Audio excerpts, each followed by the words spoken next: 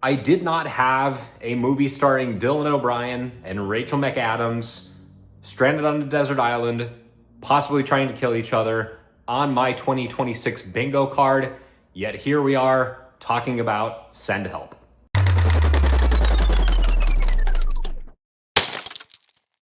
Thank you so much for checking out the video. Before we get started, click on the subscribe button and the notification bell.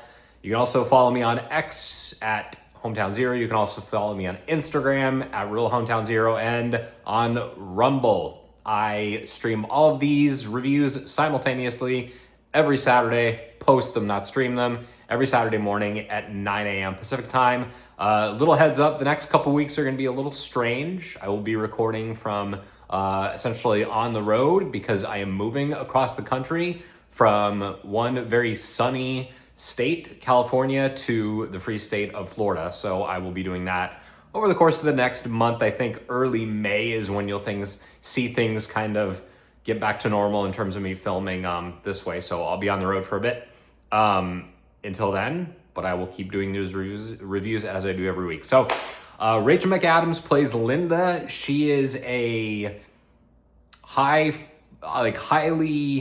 capable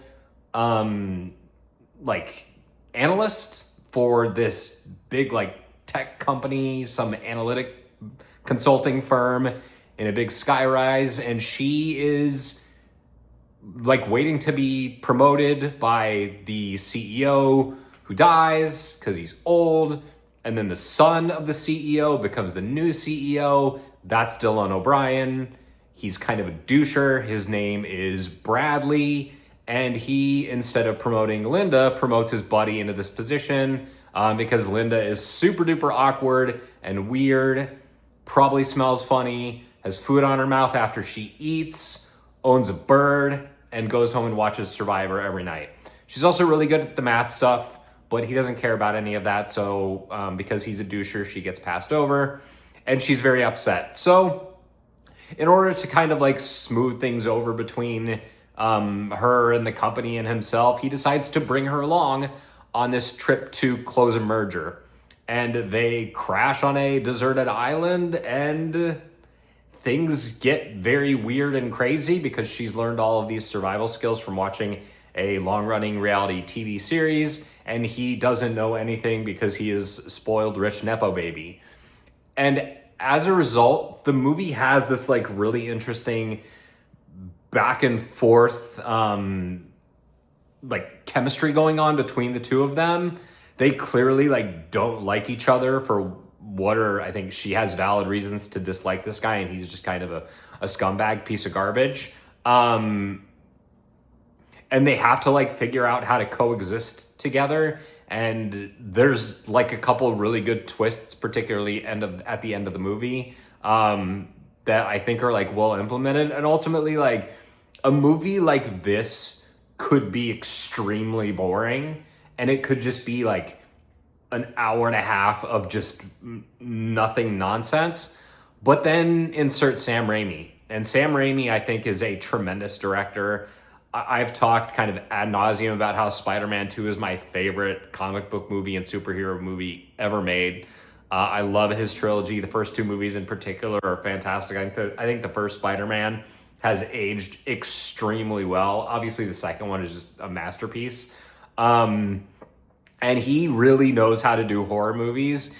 There are several points in this where you can tell that oh yeah, I am fully in a Sam Raimi movie, but it also captures the heart of this kind of back and forth developing relationship, not a romantic relationship, but just relationship between these two people who are kind of learning to rely on each other and may or may not ending up trying to murder one another.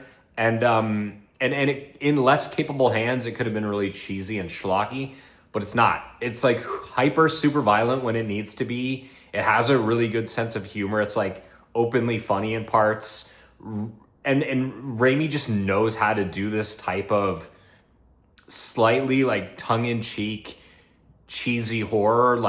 This is just kind of right in his bag. So this is a really great movie. I was pleasantly surprised by this. Seeing O'Brien be like the douchey guy. He like does a really good job of just slotting right into that role. I was pretty impressed with Rachel McAdams playing a bit of against type as this kind of like sloppy, slovenly mess of a person who there is more to than just that. And ultimately, like I think what's smart about this movie too is that both of these people are kind of like terrible in their own ways.